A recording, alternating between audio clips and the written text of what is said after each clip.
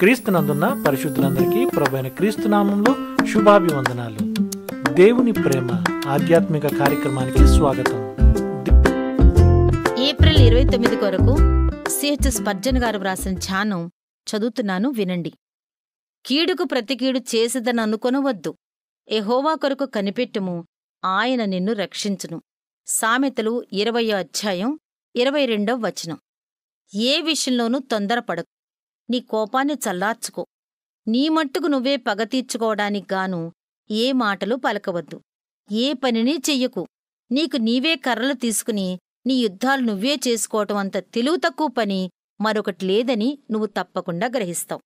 నువ్వు పగ తీర్చుకునేవాడవైతే ప్రభువైన యేసు ఆత్మ నీలో లేనట్టే. క్షమించడం అనేది నీకు ఘనత కలుగచేస్తుంది. నీ ఎడల తప్పు చేసిన వారిని వెళ్ళిపోని.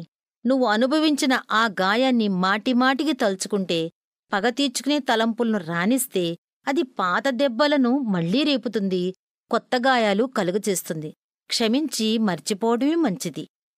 నేనేదో చెయ్యాలి, లేకపోతే అందరూ నన్ను ఓడిపోయినవాడిని చూసినట్లు చూస్తారు అని చెప్పి నువ్వు సాహసాలకు పూనుకోవద్దు. ఈ దినపు వాగ్దానం నీకేం బోధిస్తుందో చూడు. యెహోవా కొరకు కనిపెట్టుకునుము, ఆయన నిన్ను రక్షించును. ఈ సలహా పాటించటానికి నీకు నయా పైసా ఖర్చవదు. అయితే దానిలో రహస్య ధననిధులున్నాయి. నువ్వు ఊరకనే ఉండు, ప్రశాంతంగా ఉండు. ప్రభువు మీదని ఆధారపడు. నీ బాధ ఏంటో ఆయనతో చెప్పుకో. ప్రభువు ఎదుట తెరచిన ఉత్తరంలా నీ సమస్యను ఉంచు. అప్పుడు నీ మనోభారం అంతా తొలగిపోయి నీ హృదయం తేలిక అయిపోతుంది. ఆయన నిన్ను రక్షించును అన్న వాగ్దానం ఎలాగూ నీకుంది కదా. నీ విడుదల కొరకు దేవుడే ఒక మార్గాన్ని ఏర్పాటు చేస్తాడు. అది ఆయన చూచుకుంటాడు. ఆ విడుదల అనేది ఎలా జరిగిస్తాడో నీకు నాకు తెలియదు, కాని ఆయనకు తెలుసు. ఆయన తప్పక విడిపిస్తాడు.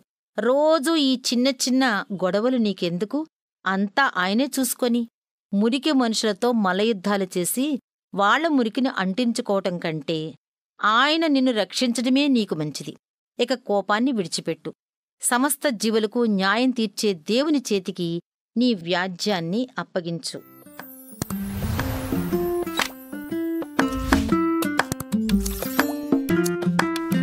దేవుని ప్రేమ ఆధ్యాత్మిక కార్యక్రమాన్ని చివరి వరకు వీక్షించిన శ్రోతలందరికీ మా హృదయపూర్వక వందనాలు.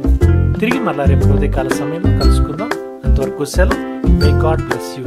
దేవుడు మిమ్మల్ని అందరూ దీవించు.